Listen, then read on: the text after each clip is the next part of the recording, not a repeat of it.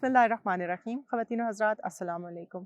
आज़ाद Jammu Kashmir television Muzaffarabad से मैं हूँ आपकी मेज़बान Naila Altaf Kiani, programme Kashmir today के साथ।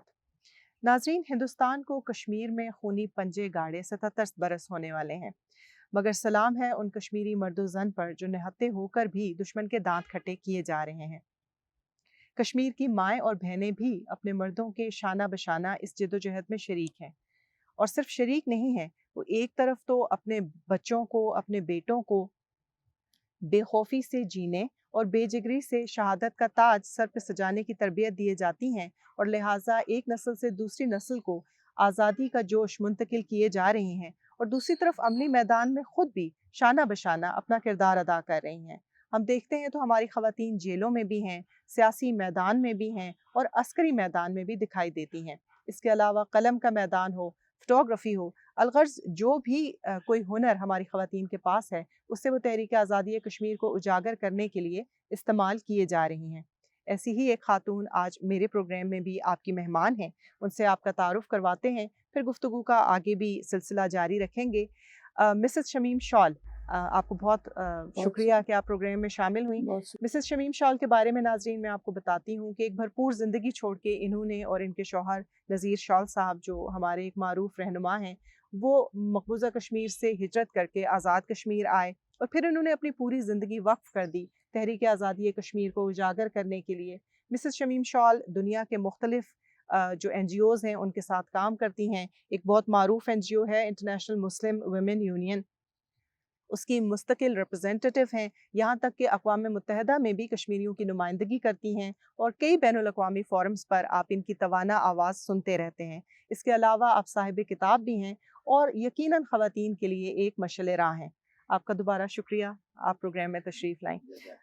मिसेस शमीम शॉल, यहीं से बताइएगा कि आप माशाअल्लाह एक मुतहर्रिक खातून हैं, और पूरी ज़िंदगी आपने लगा दी तहरीक आज़ादी कश्मीर को उजागर करने के लिए। दीगर ख़वातीन के बारे में आप क्या समझती हैं? कश्मीर की ख़वातीन किस तरह से जद्दोजहद में अपना हिस्सा डाल रही हैं? देखिए, पहले तो मैं ये बताऊं कि इसमें आने के लिए कुछ मुहर्रिकात थे। जैसे हमारे नौजवानों के लिए एक पैगाम था कि आज़ादी का नामो बदल कुछ और नहीं हो सकता है। बहुत सारी चीज़ें फैलाई जाती हैं, सुनी जाती हैं कि डेवलपमेंट है, एजुकेशन है, एक लाइफ स्टाइल है, आप के पास बहुत कुछ है, लेकिन आज़ादी कुछ और ही चीज़ है। वो किसी और ही चिड़िया का नाम है। जिसके पास होगी वो इसकी कदर भी जानता है, उसको मालूम भी है कि अगर किसी कौम को तरक्की मिलती है तो वह उसकी अपनी आज़ादी के साथ ही मिलती है। अदरवाइज़ जो मगलूब होते हैं, मकबूज़ होते हैं, तो उनकी तरक्की, उनकी तामीर, उनकी तालीम सब ज़ाया हो जाते हैं, क्योंकि दुश्मन जो होता है वो उन्हें फलने फूलने नहीं देता है। उन महरिकात में से मेरे लिए भी, हमारे लिए भी एक बन गए कि अब एपिसोड बन गया हमारे लिए घर से निकलने का, आज़ाद कश्मीर पाकिस्तान आने का।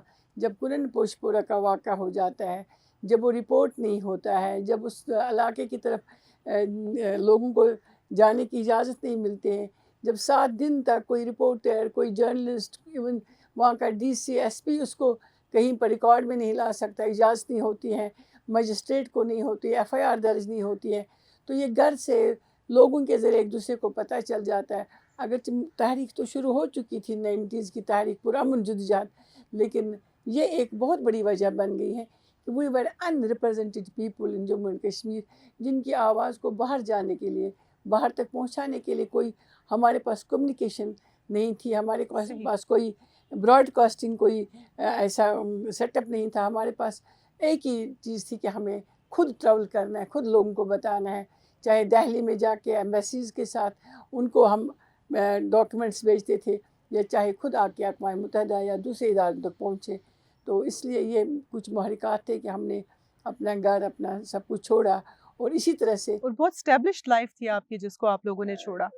अब अपने घरों में तो, अगर एक गरीब से भी, अगर आप एक जानवर से पूछे, परिंदे से पूछे, तो उसका घोंसला उसको बहुत पसंद होता है।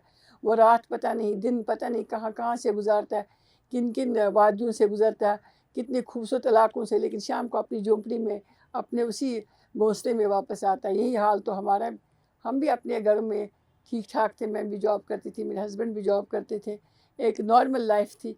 लेकिन यह है कि कुछ फ़ैसले ऐसे होते हैं जो ऊपर से लिख के आते हैं, लेकिन उनको पर अमल करना इंसान की अपनी ज़िम्मेदारी होती है।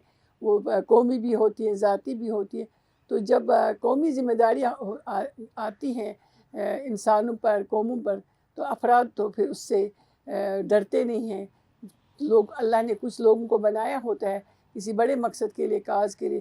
شاید ہم بھی اسی کاز میں ایک چھوٹا سا ایک قطرہ ہے کہ ہم نے بھی یہاں آ کے اس لائف کو، اس جاب کو، اپنے رشتوں کو، جو سب سے پینفل ہے اس میں کہ اپنے بہن بھائی، اپنے والدین کو چھوڑنا. لیکن اللہ کے لیے تو، اور پھر آزادی کے لیے تو یہ تو بڑی قربانی نہیں ہے. قربانی وہ ہے جو خواتین نے دی ہے کہ اپنے بچے خود پیش کیے ہیں اور اپنے بچوں کو تربیت بھی کی ہے. تو یہ جو تعلیم تھی ان گھروں میں، ہمارے پاس کتابوں میں درج نہیں تھا، ہمیں کوئی تاریخ نہیں پڑھائی گئی ہے کہ تحریک آزادی کیا ہے، ہم ہندوستان درست. کا حصہ نہیں ہے. یہ ہماری تربیت کا ہی کسی حصہ رہا ہے. اور یہی ہے اس مومنٹ نے بغیر کسی سپورٹ کے، بغیر ہتھیار کے، بغیر کسی بیرونی، جس کو مدد کہتے ہیں، جسے لوگوں کو آتے ہیں، ہم نے 32 سال گزارے ہیں اور 10 لاکھ فوجی کے زیر سایہ نئی نسل جو پروان چڑھی ہیں، جنہیں ہم سے بہت بہترین کام کیا ہے کہ انہوں نے لاجک اور لیگلی اس کو لوگوں تک پہنچایا ہے. میڈیا کو جو آپ استعمال کر رہے ہیں ٹول، اس کو یوز کیا ہے، چاہے سوشل میڈیا ہو، الیکٹرانک ہو، چاہے وہ جرنلسٹ تھے، چاہے کچھ تھے، لیکن ویل ایکوپڈ، ویل ایجوکیٹڈ اور لاجک اور لیگل جو ان کے پاس سوالات تھے، وہ ہندوستان کے لیے قابل قبول نہیں رہا. صحیح، ماشاءاللہ بہت اچھی طریقے سے آپ نے ساری باتوں کو سمیٹا ہے. نذیر شال صاحب، آپ کے ظاہر ہے کہ ہم سفر بھی ہیں، زندگی کے ساتھی بھی رہے، بہت طویل عرصہ آپ لوگوں نے ایک ساتھ گزارا.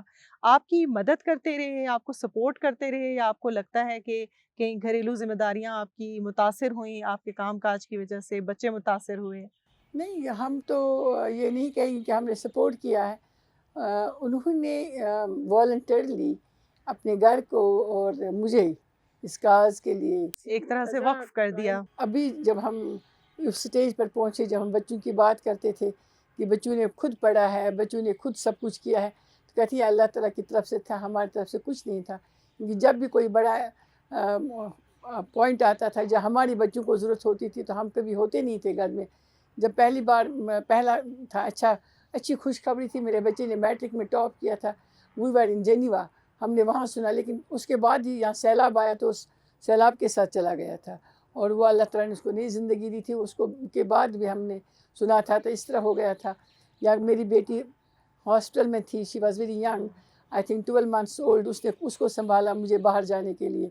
پھر میں کبھی ہفتے کے لیے گھر سے باہر ہوتی تھی، وہ گھر میں ہوتے تھے. جب وہ ہوتے تھے، یا کبھی ہم دونوں گھر میں نہیں ہوتے تھے، بچے پیچھے، اللہ کے سپرد. گھر اور بچے مومنٹ میں جب آئی 90 میں، یہ کسی کشمیری کی پرائیورٹی نہیں رہی ہے. صحیح. اور یہ اللہ کا ایک نظام ہے، اس میں تمام لوگوں کے بچے جو کشمیر کے اندر ہیں، کشمیر سے باہر ہیں، اللہ نے ان کی خود نگرانی کی ہے.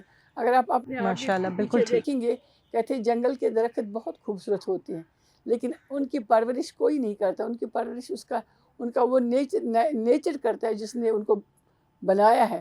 تو وہ اللہ کی قوت تھی، جس نے طاقت تھی، جس نے وہ سارا نظام سنبھالا ہے. اور ہم شکر گزار ہیں کہ دونوں محاذوں پر نہ وہ میرے نہ صرف وہ ایک طاقتور سپورٹ تھے، بلکہ گائیڈ کرتے تھے. میں جہاں بھی جاتی تھی، میں جو بھی کہیں لکھتی یا مجھے بولنا پڑتا تھا، ایک ایک لفظ چیک کر کے وہ دیتے تھے. اور وہ کرٹک بھی بہت تھے، کیونکہ صحیح. وہ انگریزی زبان پر بہت عبور تھا، تو وہ کسی غلطی کو ماننے کے لیے تیار نہیں. جب کرنا ہے تو کام بہت صاف ستھرا اور عالیشان ہو.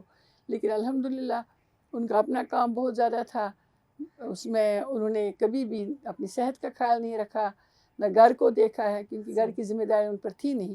لیکن انہوں نے اپنا سارا وقت جو ہے زندگی کا، بلکہ آخری لمحے تک، جو انہوں نے آخری پوسٹ لکھی تھی، I think it was 12 hours before his death، کہ انہوں نے وہ بھی لکھا ہے کہ میں یہ چند جو لفظ ہے یا سطور ہے، یہ میں اپنی قوم کے لیے کچھ گائیڈ لائنیں چھوڑ کے جا رہا ہوں. تو اس طرح کا تھا. تو یہ ہر ایک کا ہے. میں نہیں سمجھتی کہ ہمارے ساتھ تھا، ہم سبوں کا تھا.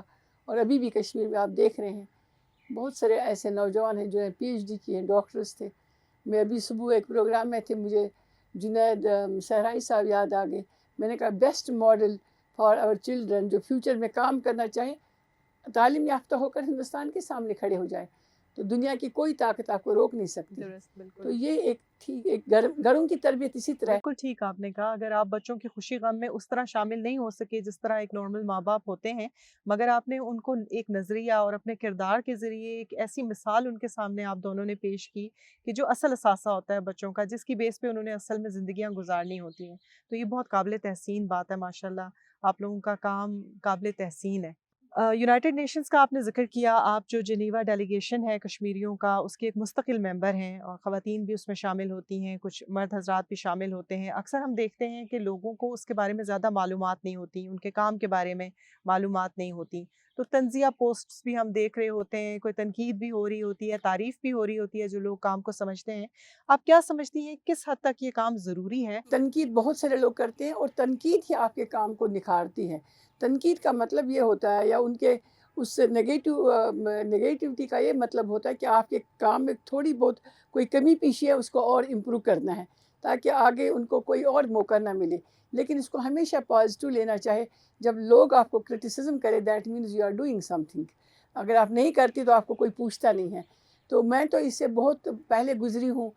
مجھ پر آرٹیکلز لکھے گئے، مجھ پر بہت کچھ کہا گیا، لیکن اگر اس کی طرف ہم دیکھیں گے تو پھر آپ کو جنمن کام نہیں کرنا ہے، کیونکہ آپ کو ڈپیوٹ کیا اللہ نے ایک کام کے لیے. تو پھر آپ دوسرا راستہ اختیار کریں گے تو وہ آپ اپنے جنمن کام سے پیچھے ہٹ جائیں گے، یا ڈیلیبریٹلی آپ کو پیچھے ہٹایا جائے گا. صحیح. یہ بھی دشمن کا ایک ہتھیار ہوتا ہے. لیکن یہ صحیح بات ہے کہ جب تک آپ انٹرنیشنل فوراز میں، یا اس کو انٹرنیشنلی لوگوں تک اس کو ریکگنیشن نہیں ملے گی، اس ریکگنیشن کے بغیر آپ اپنے ہندوستان نے اتنا جھوٹ بولا ہے، اتنا جھوٹ بولا ہے کہ سچ آپ نظر بھی نہیں آتا ہے. وہ ڈاکومنٹس کی بات کوئی نہیں کرتا ہے کہ اس زمانے میں جب فوجوں کی آمد و رفت جو تھی، یا ان کو کسی جگہ سے دوسری جگہ شفٹنگ ہوتی تھی، اس کو اس زمانے میں مہینوں لگتے تھے. آج بھی درست، مہینے ہم لگتے ہیں. 77 سال پہلے کی بات کر رہے ہیں. جبکہ گھوڑوں پر، گدھوں پر پیدل لوگ جاتے تھے، آتے تھے. تو یہ air strike without any planning کیسے ہو سکتی ہے؟ اور یہ نیوز کہاں سے آئی کہ وہ یہاں سے جی پتہ چلتا ہے کہ لوگوں پر مہاراجہ راستے میں ہیں اور سائن بھی ہو گیا ایکسیشن ڈاکیومنٹ، اور اگلے دن اتنا آسان تھا. صحیح. جنوری 1947 میں ایک سلسلہ چلا ہے کہ پاکستان نے وجود میں آنا ہے، ہندوستان نے بننا ہے، دو ریاستیں وجود میں آ رہی ہیں. تو یہ ایک سلسلہ اس وقت سے. تو گاندھی جی کا بار بار کشمیر آنے کا مقصد کیا تھا؟ یہاں سے دیکھیں، ایک مسلم ریاست ہے، مسلم ریاست کا الحاق اگر اس کو بھی ہم فرضی مان لیتے، ایک مسلم ریاست ہے، اس کا الحاق بقول جو حوالہ دیا جاتا ہے کہ برصغیر کی تسلیم ہو گئی ہے دین اسلام کے بنیاد پر، ہندوازم کے بنیاد پر. ہندو ادھر جائیں گے، دو مسلمان قومی نظریہ قومی ہے، دو بالکل قومی دو نظریہ ملک تھا. تشکیل پا تو گئے ہیں. مسلمانوں بالکل کو تو ٹھیک. یہاں آٹومیٹکلی جوائن کرنا تھا. لیکن یہاں سے کیوں نہیں کوشش ہوگی؟ مسلم لیگ کے کتنے آپ لوگ دیکھتے ہیں کہ بڑے بڑے قائد وہاں بیٹھے تھے، کوئی نہیں. یہاں کوئی بھی نہیں گاندھی بھی بیٹھا تھا. درست. ان ٹچ شیخ عبداللہ صاحب مرحوم کے ساتھ تھے، نہرو بھی تھے، مہاراجہ پٹیل بھی تھے، مہاجن بھی تھا، مہاراجہ ہری سنگھ کے ساتھ تو ساری خط کتابت بھی چل رہی تھی. تو جو میں نے ایک ڈاکومنٹ پڑھا ہے، اس میں تو مہاراجہ کو سردار پٹیل نے جو ڈاکومنٹ دیے تھے، وہ اس ڈاکومنٹ میں یہی بھی بتایا جاتا ہے کہ جو ڈس آرم کیا گیا پونچھ کے علاقے سے، اس مسلم بیلٹ میں جو فوج میں تھے، ان کو ڈس آرم کیوں کیا گیا؟ درست، کیونکہ بالکل جب ایسا ہی ہے. مہاراجہ کی فوج کے ساتھ پٹیل کی فوج مل کے مسلمانوں کا قتل عام کریں گے، کوئی ہتھیار نہیں اٹھائے. اور دوسرا، جب کشمیر کی طرف فوجیں جائیں گی تو ان فوجوں کو روکنے کا ان کے پاس کوئی آلٹرنیٹیو نہیں ہوگا. جموں میں ہم نے دیکھا کہ یہ جموں ہوا میں بعد دیکھ میں لیا ہم جموں نے. میسیکر اور میں. یہ تو 2 دن میں کیسے پہنچ گئے وہاں، اگر 24 کو یہاں سے آزاد کشمیر کے لوگوں نے بہت ہتھیار سارے اٹھائے. جو محققین ہیں اور مورخ ہیں، جو تاریخ کی کتابیں لکھنے والے ہیں، جو انگریز ہیں، یعنی یہ نہیں آپ کہہ سکتے کہ باعث تھیں، انہوں نے ذکر کیا ہے کہ جو مہاراجہ پٹیالہ فورسز جو ہیں وہ بہت پہلے سے کشمیر میں موجود تھی، اور پٹیالہ کا الحاق ہو چکا ہوا تھا ریاست کا ہندوستان کے ساتھ. تو ظاہر ہے ہندوستان کی مرضی کے بغیر وہ اپنی فوج موو نہیں کر سکتے تھے. لیکن آپ نے درست کہا کہ طرح طرح کا پروپیگنڈا ضرور کیا جا رہا ہے، اور اس کا بہت ضروری ہے آپ لوگ کے لیے، خصوصاً جو یہ آپ کے پاس میڈیا ہے.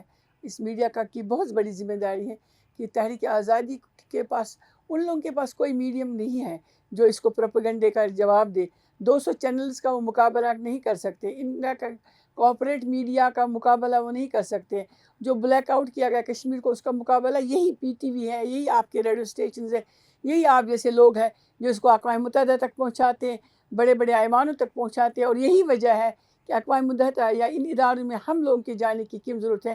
تو آپ دیکھ رہے ہیں کہ 2 رپورٹس آئی ہیں ہیومن رائٹس کمشنر کی، جس میں انہوں نے ڈاکومنٹ کیا ہے کہ مقبوضہ کشمیر میں کیا ہو رہا ہے اور آزاد کشمیر کی صورتحال کیا ہے. اگر وہاں پیچھے ہم ہٹیں گے تو یہ اس کو کیا کہتے ہیں کولڈ اسٹور میں چلا یک طرفہ جائے گا، آواز ہو جائے گی ہندوستان کی. بالکل اور ٹھیک کولڈ آپ نے اسٹور کہا. میں ڈالیں گے مسئلہ کہ اس کو کی سنوائی نہیں ہوگی جب اس کو کوئی آواز ہی اس کے خلاف بلند نہیں کرے گا.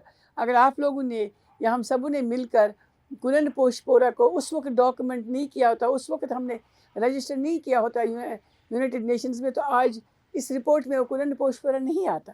درست، بہت مناسب آپ نے بات کی. بالکل ٹھیک ہے. ایک تو آپ پہلے یہ بتائیے گا کہ آزاد کشمیر کی حکومت سے، کیونکہ دعویٰ یہ ہے آزاد کشمیر کی حکومت کا کہ ہم بیس کیمپ کی حکومت میں، اور ہمارا جو بنیادی مقصد ہے ہمارے قیام کا، ظاہر ہے کہ وہ تحریک آزادی کشمیر کے لیے ممد و معاون ثابت ہونا ہے. آپ اس کردار سے مطمئن ہیں یا آپ سمجھتی ہیں کہ بہتری کی گنجائش ہے، کچھ اور کیا جانا چاہیے جو نہیں ہو رہا؟ دیکھ لے کہ ہوا کیا ہے، کہ آج تک کیا ہوا ہے، اور اس میں جو کمی پیشی رہی ہے اس کو دور کیا جا سکے. اگر کچھ ہوا نہیں ہے تو ابھی بھی کرنے کی ضرورت نہیں ہے، ضرورت ہے تو اس میں ہم کرٹیسزم نہیں کریں گے کہ نہیں ہو رہا ہے. ٹھیک ہے، آزاد کشمیر کی حکومت کے اپنے مسائل ہیں، یہاں کے سیٹ اپس ہیں، اپنے اسمبلی ہیں، وہ ایک یوزول طریقے سے چلتی ہے. لیکن بنیادی جو غلطی یہ ہو گئی ہے کہ ہم نے کچھ کام جو ہمارے اپنے ذمہ دار تھی ہم نے حکومت پاکستان پر ڈالی، یا وقت کے اس وقت اس ریاست پر ڈال دی جو نوزائیدہ تھی. تو ہمارے اپنے کرنے کے جو کام ہیں، پاکستان ہمارا ایک اس میں شک نہیں ہے، اخلاقی، سیاسی، جو ہم سفارتی مدد کرے. لیکن پروپیگنڈا اتنا تیز ہے کہ ہم اس کا بھی خود شکار ہو جاتے ہیں. ہم خود یہاں سے آوازیں بلند ہوتی ہیں، نہیں جی غلط ہو رہا ہے. غلط نہیں ہو رہا ہے، کچھ کوتاہیاں ہو رہی ہیں، ان کو دور کرنا بہت ضروری ہے. اور تھوڑی اویئرنیس کی ضرورت ہے، جیسے کہ آپ خود بھی کہتی ہیں کہ اویئرنیس کی ضرورت ہے، پروپیگنڈا کا جواب دینے کی ضرورت ہے. بالکل ٹھیک. آپ کی کتاب کی طرف آ جاتے ہیں مسز شال. آپ نے ماشاءاللہ کتاب بھی لکھ لی، آپ کو بہت مبارک ہو. پہلے تو اس کتاب کی ابھی انوگریشن وغیرہ کا سلسلہ شروع نہیں ہوا، وہ شروع ہو جائے تو پھر لوگوں کو بھی معلوم ہو کہ اس میں کیا ہے. تھوڑا بتائیے گا ہمارے ناظرین کو کہ کتاب آپ نے لکھی ہے خواتین کے کردار کے بارے میں تحریک آزادی کشمیر کی. جی، اصل میں یہ ہے کہ ہمارے وہ کہتے ہیں نا ان سنگ ہیروز آف دس مومنٹ، وہ ہماری خواتین ہیں. مردوں نے تو جنگیں لڑنی بھی ہوتی ہے، مردوں نے تو سب کی چیزیں کرنی ہوتی ہے، دنیا باہر وہی سارا کچھ کرتے ہیں. لیکن امن کے لیے تو اگر پہلا قدم کوئی اٹھاتا ہے وہ خاتون ہوتی ہیں. اگر ان کی کوئی تربیت کرتا ہے تو وہ خاتون ہوتی ہے. اگر ان کی ضروریات کوئی پوری کرتا ہے وہ ایک خاتون ہوتی ہے. تو مقبوضہ کشمیر میں جب ہم وہاں پر خود تھے موجود، تو میرے گھر میں اپنے اصل میں انسپریشنز گھروں سے ملتی ہے، اپنے آس پاس کے ماحول سے ملتے ہیں، آپ کے اسٹوڈنٹ سے، ٹیچر سے ملتے ہیں. میرے گھر میں ایک ایسا ایک المیہ تھا کہ جب 1947 میں ہندوستان نے قبضہ کر دیا، تو جو پہلی ہمارے گھر میں یہ ہوا تھا کہ میرے ہسبینڈ کے جو ماموں تھے وہ پہلی آزاد کشمیر حکومت کے منسٹر رہے، خواجہ غلام دین وانی. ان کو 1947 سے پہلے مہاراجا نے کشمیر میں داخلہ بند کر دیا تھا. تو سمجھے وہ تو گھر چھوڑ کے یہاں تھے، مظفر آباد اور اسلام آباد، جو اسلام آباد نہیں تھا پنڈی میں رہتے تھے. اس کے بعد وہ چھوٹی عمر تھی ان کی، وہ ینگ تھے اس وقت. اس کے بعد ان کے بڑے بھائی وہ مسلم کانفرنس کے ساتھ وابستہ تھے، وہ نیشنل کانفرنس بن گئی. انہوں نے کہا جی نہیں، ہم مسلم کانفرنس ہے، ہم کبھی بھی اپنا یہ ضمیر نہیں بیچیں گے. تو وہ 1947 اور اگست کے بعد فوراً اریسٹ ہو گئے اور ان کو بھیجا گیا ریاسی کی جیل میں، جہاں بچھو وغیرہ سنا ہوتا تھا، اور 2 سال تک وہ وہاں رہے. ان کی جو بیوہ جو فوت ہو گئی ہماری دادی بچوں کی، وہ بیگم فاطمہ، وہ گھر میں ہی تھی، اور اس نے تقریباً 25 سال اپنے ہسبینڈ کے بغیر گزارے. جلائے وطن تھے. ان کو پھر حکومت ہند نے ایک قیدی کو یہاں سے بلایا اور ان کو پش بیک کیا، جلائے وطن کیا، پاکستان بھیجا. تو یہ 2 بھائی پھر یہاں رہ گئے، تو ان کی بیوہ وہاں رہ گئی. تو جب میں شادی کر کے وہاں گئی تو جو گھر میں ایک ماحول ہوتا تھا، ہمیشہ 2 چیزیں میں نے گھر میں دیکھی. ایک صبح 7:30 ریڈیو پاکستان ہے، اب آپ خبریں سنیں. ایک یہ صبح ہوتا تھا، یہ ریڈیو پاکستان ہے. یہ میرے فادر لا کی پہلی صبح نماز کے بعد گھر آ کے یہ شروع ہوتا تھا. اور دوسرا، میں دادی کا چہرہ، اس کے ایکسپریشن، اس کی بول چال تو پھر پتہ چلا کہ اس کے ساتھ اتنا بڑا حادثہ ہوا ہے اور اس کو پھر کبھی زندگی میں ملاقات کی اجازت نہیں ملی، جب کہ ان کی ڈیتھ اسلام آباد راول پنڈی میں ہو گئی خواجہ سلام دنوانی صاحب کی۔ تو یہ پہلا تھا کہ ہمارے گھر سے یہ انسپائریشن ہمیں ملی کہ تکلیفیں دیکھی ہم نے گھر میں، کس طرح آپ نے اور کہ ڈیوائڈڈ یہ فیملی کی خاتون تکلیفیں خود ایسے بھی ہوتی ہیں۔ بھگتیں اور دیکھی اور بھی۔ پھر اس کے بعد جب شیخ عبداللہ کی حکومت آئی تو اس نے فریڈم فائٹرز ایک بنائی ہے، اس کے کہ جو پاکستان چلے گئی ہے، جو مسلم نیشنل کانفرنس کے، ان کو سرٹیفکیٹ دی، ایک بونس، ایک اسکالرشپ۔ تو she was the first lady جس نے انکار کر دیا کہ جب ہم آزادی نہیں ہوئے تو ہم اس حکومت کو تسلیم نہیں کرتے، میرے شوہر نے گھر چھوڑا ہے تو مجھے فریڈم فائٹر سرٹیفکیٹ اور الاؤنس نہیں چاہیے۔ تو یہ چیزیں ہمیں گھر، پھر آس پاس میں نے دیکھا ایک خاتون کے 2 بچے شہید ہو گئے، اور وہ شی واز ویری پراؤڈ فیلنگ کہ یہ میں تو میرے بچے شہید ہو گئے ہیں۔ کہاں سے تھا؟ یونیورسٹی جموں میں پڑھا تھا بایو کیمسٹری۔ تو میں حیران ہو جاتی تھی کیا لوگ اس طرح بھی قربانیں دیتے۔ پھر آس پاس یہ بڑھتا گیا تو میں نے کہا ان کے بارے میں کوئی بات ہی نہیں کرتا ہے، چلو میں ان کو لکھوں۔ تھوڑے ڈاکومنٹ کیے ہیں ان خواتین کے بارے میں جنہوں نے اپنی زندگیاں، اپنے بچے، اپنا گھر، اس تحریک کو، آلدو میرا ابھی ہے ارادہ کہ میں آزاد کشمیر کی خواتین کے بارے میں بھی لکھوں، اور 47 سے پہلے کی خواتین کے بارے میں بھی لکھوں، کیونکہ 1931 میں بھی جو دوسرے دن، جب 1931 13 جولائی کا واقعہ ہوتا ہے، اس کے دوسرے دن جو سب سے بڑی پروٹیسٹ ہوتی ہے، یہ جسٹس سراف کی کتاب میں تحریر ہے، وہ خواتین 45,000 نکلتی ہیں، اور اس میں 3 خواتین 3 مختلف علاقوں سے کشمیر میں شہید ہوتی ہیں۔ ان کا تذکرہ کہیں نہیں ہم کرتے ہیں۔ یہاں جب ہم آئے تھے آزاد کشمیر کے دارالحکومت خلاف میں، یہاں پر انوگریشن بنا تھا، یہ آپ کا چوک میں ایک بہت بڑا خوبصورت لگا تھا، تاریخ کی کتابیں تھیں، تو میں نے ایک خاتون کا نام پڑھا جس نے 47 میں اپنی فورسز کے ساتھ مقابلہ کیا ہندوؤں کا۔ تو دیز آر دا ہیروز، تو ہمیں ان کو ہائی لائٹ بھی کرنا چاہیے، اور نیکسٹ جنریشن میں اسی طرح سے آپ لوگوں کو بتائیں گے کہ یہ ہماری خواتین ہیں۔ ان پر میں نے تھوڑا بہت لکھا ہے، وہ بریو ہارٹس آف کشمیر ایک چھوٹی سی کتاب ہے، وہ میں انشاءاللہ کوشش کریں کہ وہ کمپلیٹ ہے، لیکن اس کو ابھی ہم نے اس کی انوگریشن نہیں کی ہے، انشاءاللہ کریں گے، مل کے کریں گے آپ لوگ سب۔ ضرور انشاءاللہ، ماشاءاللہ یہ بڑی آپ کی اچیومنٹ ہے، اور ٹریبیوٹ پیش کرنا ان خواتین کو جنہوں نے اپنی زندگیاں تحریک کے لیے وقف کی ہیں، بالکل بنتا ہے کہ ان کو خراج تحسین پیش کیا جائے۔ آپ کی بڑی کاوش ہے، آپ کو بہت مبارک ہو۔ پروگرام کے آخر پہ میں آپ سے ایک پیغام لینا چاہوں گی آزاد کشمیر کی خواتین کے لیے، آزاد کشمیر کے نوجوانوں کے لیے کیا ذمہ داری ہماری بنتی ہے، کیا کیا جانا چاہیے؟ دیکھیے، آزاد کشمیر کی بہت ساری خواتین تھی پولیٹیکلی، جو مجھے سب سے پہلے 1991 میں یا 1987 میں جب آزاد کشمیر آئی تھی ایک انٹرنیشنل کانفرنس کے حوالے سے یہاں شال صاحب کے ساتھ، تو میں نے یہاں پولیٹیکل اویئرنیس خواتین میں بہت دیکھی جو ہمارے یہاں نہیں تھی۔ ایجوکیشن ریشو تو ہمارا تھا ٹھیک ٹھاک، لیکن یہاں پولیٹیکل اویئرنیس خواتین میں بہت زیادہ تھی، اور وہ باہر نکلنے کا جو رجحان تھا ان میں بہت تھا۔ لیکن میں نے اس مومنٹ میں خواتین کا رول بہت کم دیکھا ہے۔ وجوہات نہیں مجھے پتہ ہے، کیونکہ میں کم بہت رہی ہوں، میری نیگلیجنس ہے، لیکن یہاں خواتین بہت اچھا کام کر بھی سکتے، کر بھی رہی تھی۔ تنویر صاحبہ ایک بہت اچھی یہاں کی آپ کی ڈائریکٹر ایجوکیشن رہی ہے، انہوں نے بھی کشمیری خواتین پر ایک کتاب لکھی ہے۔ آپ کی یہاں تعلیم کا جو ریشو ہے بہت ہائی ہے، اس میں خواتین بہت ساری پروفیشنز میں آتی ہیں، لیکن اس مومنٹ میں بھی ان کا اگر کنٹریبیوشن ہو جائے، یہ جو ہمارے یہاں پر لوگ آئے ہیں اس ریاست کے اس حصے سے یہاں پر، اور وہ یہاں بس رہے جن کو یہاں مہاجر کہا جاتا ہے، ہم ان کو مہاجر میں تو نہیں کہتی ہوں کیونکہ ہم مہاجر نہیں ہیں، ہم ریاست کے ایک حصے سے دوسرے حصے میں صرف ایک شفٹنگ ہے، سیفٹی کے لیے آئے ہیں کہ وہاں پر ظلم تھا، بچے لے کے یہاں لوگ آئے، بہت کم تعداد میں آئے ہیں۔ تو ان کو ان کی تربیت میں، ان کی دلجوئی میں، ان کے مسائل کو حل کرنے میں یہاں کی خواتین بہت کچھ کر سکتی ہیں، اور یہی خواتین ہیں جو پھر بریفنگز دے سکتی ہیں، جہاں سے انٹرنیشنل کمیونٹی کا ہر وقت یہاں میں دیکھتی ہوں بڑا گرم رہتا ہے، مظفر آباد ہمیشہ رہتا ہے بزی، یہاں لوگ آتے ہیں، تو ان کے ساتھ ایک خواتین اگر انٹریکشن کریں گے تو اس کی سیریسنس نظر آ جاتی ہے۔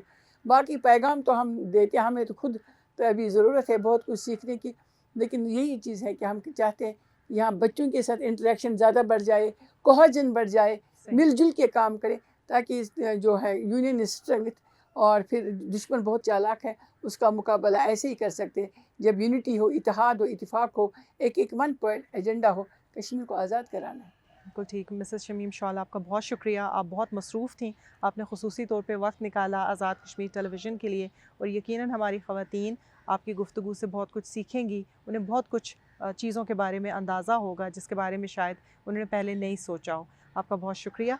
नाज़रीन, इसके साथ ही आज का प्रोग्राम यहाँ पर इख्तिताम करते हैं। इजाज़त दीजिए। अल्लाह हाफ़िज़।